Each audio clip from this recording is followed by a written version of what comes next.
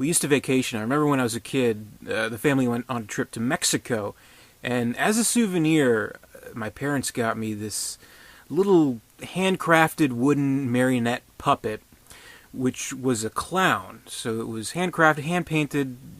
It was a really creepy looking clown, basically. So not only was it a creepy doll, a creepy puppet, but also a clown. So kind of this weird thing to give a child. And I remember it would always just kind of sit on my dresser, or like near my bed. So when I was a kid, it was always just like staring down at me, and it was frightening, actually. I'd always think it would like come alive and kill me. Until one day I actually destroyed it. I completely tore it apart. I think I even found a hammer and just broke it. So I guess dolls are creepy. They scare people. Very evident from the beginning scene of The Conjuring, where that Annabelle doll, which as made for the movie, I know they say, oh, based on true story, whatever, but as for the movie, they made it look as creepy as possible. So you kind of wonder why like any like doll collector would collect this and think, oh, what a nice little thing, even though it looks like Satan's offspring or something like that. So why not make a spin-off film of Annabelle? That scene in The Conjuring was just so effective and really spoke to a lot of people. So I mean, it's a smart move to make a movie like that. It's a very small portion of The Conjuring, but it had that effect on people. The doll Annabelle doesn't get much more screen time in its titular movie, which is kind of a weird thing. Really what it focuses on, it is more about this couple, and this is taking place not only as a spin-off, but actually as a prequel to The Conjuring.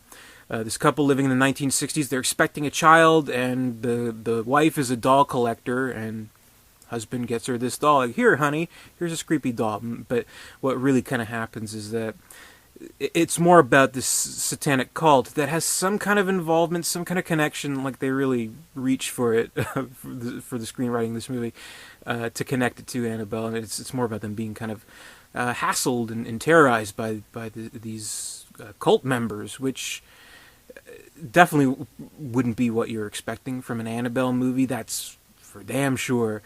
So, in a sense, it feels like a ripoff. But in another sense, I actually do kind of like the fact that they are kind of doing this throwback thing to like 1960s satanic panic kind of horror movies, which I think they go for more cerebral scares in this movie, more tone and eliciting a response in more of a psychological, spiritual scare kind of way, which is always a lot harder to do than just having someone, silently walk through a dark room and then boom, something goes up and goes boo. So I do kind of like that, and I like kind of the throwback satanic stuff, because I do think like the satanic and the occult, it is an unnerving thing, because you got to figure, like, let's say you think it's the most ridiculous thing ever. Let's say you don't believe an ounce of it. The thing is, there are people who do, and if those people want to use those things against you in very horrific ways, that horror is very, very real. So that's a scary thought to even just entertain the notion that people out there practice these kinds of things and do these kind of rituals that involve killing people, basically. So the movie, while it's not necessarily what you might expect, I don't think it's that bad of a movie. But it ultimately, what it kind of feels like is like, okay, the screenwriter, I don't even know the name of the screenwriter in this movie, but it feels like this script was already ready. It was supposed to be this horror thriller about a cult and terrorizing this couple. Kind of sat on the shelf, but then they're like, okay, we need an Annabelle standalone movie, and we need it fucking yesterday, so can we make something? And they're like, oh, well, I have this script here. Let's just write some fucking shit about Annabelle. There we go. And they connect it to Annabelle that way, which it feels that way. I'm not sure if that's the case, but if it is, it wouldn't surprise me in the slightest. So that's the awkward kind of thing about the movie. But at the same time, it's like, it's kind of like the Halloween 3 kind of principle. Like, if it were a standalone film without the Halloween title on it, would it still be a good movie? Would people even see it? Same kind of deal with this. If this were just its own standalone satanic cult kind of movie, scary 60s throwback kind of movie, would people even bother to see it? So I don't quite know. So it's hard to say, but I mean, even looking at it as kind of standalone, the movie feels like it reaches in a lot of areas. Like there's like these characters that come and go. There's kind of a priest character that feels ultimately kind of useless to the story. There's this bookshop owner who gets involved in a very major way in the plot. And of course, at the center of it all, more in the background, more in the periphery, there's Annabelle, who is sort of involved. This creepy doll, basically. So, I don't know.